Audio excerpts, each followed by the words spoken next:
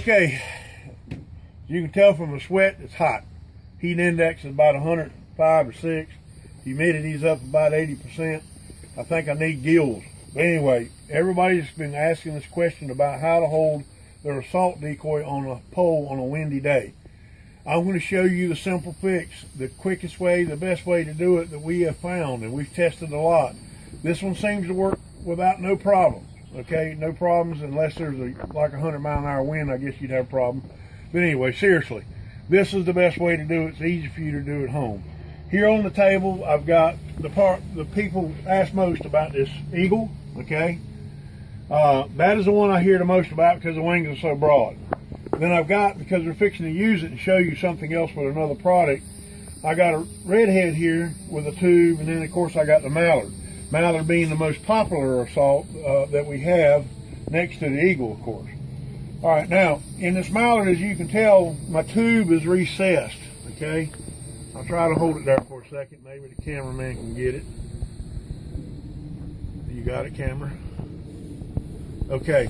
Now what I got to do for it is I got to expose, the foam is yellow, so I'm going to go to that white side, and I'm going to take my pocket knife, and I'm going to pop out just a little tiny area there where I can get to my tube. Now I can go back and take a little bit of white paint right there, or I can take a little bit of the red or whatever, but match it up. But I've done that so I could see that tube. Now what I'm going to do is I'm going to drill a hole. Okay, watch me here. I'm going to drill a hole in that tube, just about the 1/8 of an inch from the top, okay? Okay, I'm going to do the same thing over here on the redhead, which is the one we're actually using. All right, I'm going to put a little hole right there. You'll see the drill bit come out. Okay, now what I've done is I went to my tackle shop, and I have bought some braided steel leader. You can get nylon coated or whatever. Tensile strength ain't near as important. This is 90-pound test, which is plenty good. You follow me? You ain't gonna break it, and the bird back bucking won't break it. Like I said, this is a little braided steel leader. Braided works best because you can work with it better. I'm gonna take the clip off of here. Probably regret that. Get yourself about 1 foot and cut it off. I'm using these little stake-on wire pliers. You can get them, well, these are South wire, pretty expensive, but you can get a good quality set as long as you can cut the wire. Okay, cut your wire. All right, let me find a good spot on there that ain't been chewed up. Okay, cut your wire. Scissors even cut that wire. And you're going to use your crimps. Okay, trying to do this fairly quick. These are nothing but little sleeves. They're little sleeves you can buy for fishing. You follow me? And I mean, you know, you just, all you need it for is enough to go around this wire. All right. Now, once you get that done, I'm gonna go ahead and do. You've seen how the mallard's done, but I'm gonna do the redhead because this is what we're gonna use. Take something so you can get to your wire when you poke it through, like a knife or something to pick up on it. All right. Oh, I did a big mistake. This is what amateurs are supposed to be doing. First, put your sleeve on. Okay. Get it in your wire, then stick it through the hole. I'm trying to rush, so of course I'm making all kinds of mistakes. Ain't that normal when you're rushing? Then you stick it back in that sleeve, okay? Try not to leave a tag out. Tag meaning a wire outside the sleeve, because it will hurt you if you hit it. All right, once you get it there, take your little pliers and crimp that little sleeve down. Ah. I like to use the cutter side, that way I know I'm getting something done. And cut it right through like I did. Alright, now I got another piece of wire, and I went and got another tool. Those cutters are a little bit too sharp, as you can tell, and they zap right through it. So I'm just going to go in here and put this wire in there. Alright, get your wire in there. Oop, what did I tell you a while ago I made a mistake on? Get the sleeve. Get your little sleeve. Here again, a small sleeve that'll hold 2 times the wire, you know. Get that little sleeve. Stick it on first, stick it in the hole, come out the hole, put it back. You can use as much as you want to get it in there. Get it in, get your second half in the sleeve, okay? Here again, don't let the tag stick out, and slide it down.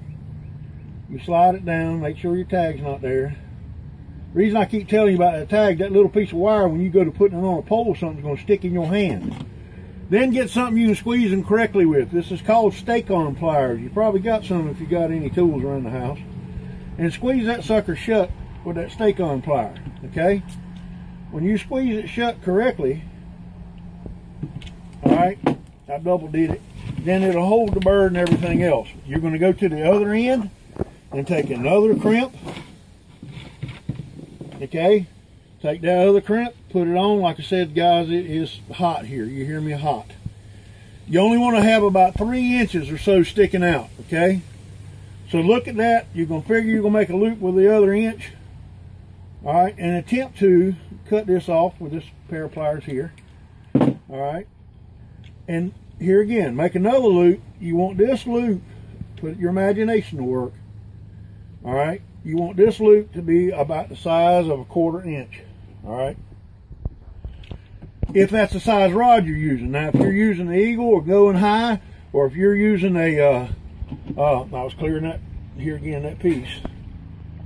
But if you're going high with 3/8 rod, then you make the loop accordingly. Because when you see how this is done, you're going to say, why? I didn't think of that. I don't know. All right, now your bird has got a little loop on it, okay? Pull it down where it's set right there. It doesn't affect anything. You take over here on your bouncing rod. This one here hadn't been bent enough. There's a lot of ways of bending them. Ah, I see a good way right there. Got another piece of pipe here that don't have no value. All right, to bend it a little bit more so y'all can get an idea. Okay. Now I got my bouncing rod bent out here, and I got enough angle on it to put my bird on. What I'm going to do is I'm going to slide this loop down, okay? And I'm going to let the bird just hang there for a minute on that rod. What I got here is a cheap set of dollar store rubber bands, okay? Find you some black rubber bands. If you want to find some good looking black rubber bands, go on the internet and get you some surgical rubber bands. Because what you got to do is put it on here after you put your bird on now, and come up here about 3 inches down, and you got to sit there and wrap that daggone boy until it's done.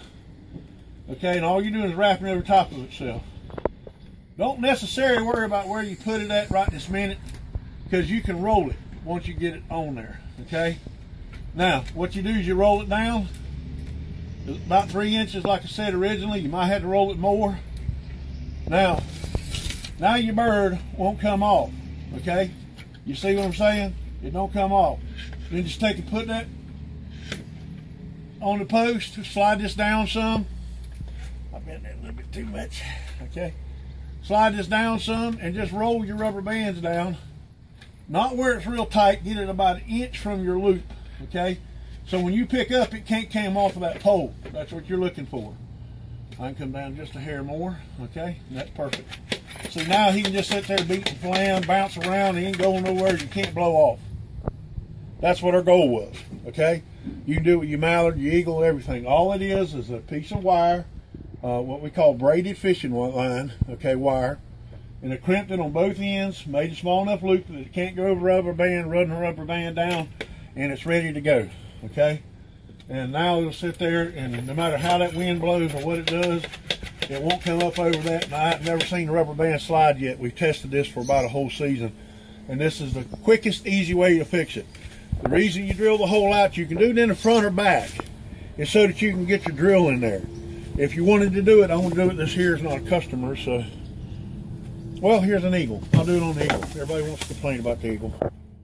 Here, I just took a little bit of scoop out, okay, and that's it. That's all I gotta have is a little bit of scoop right there. Take my drill and run it in there, then I paint that black and it's done, and I put my wire right on there. Okay, that's the way you fix your bouncing rods so your decoy doesn't come off the bouncing rod. Now put it in any wind you want. You're ready.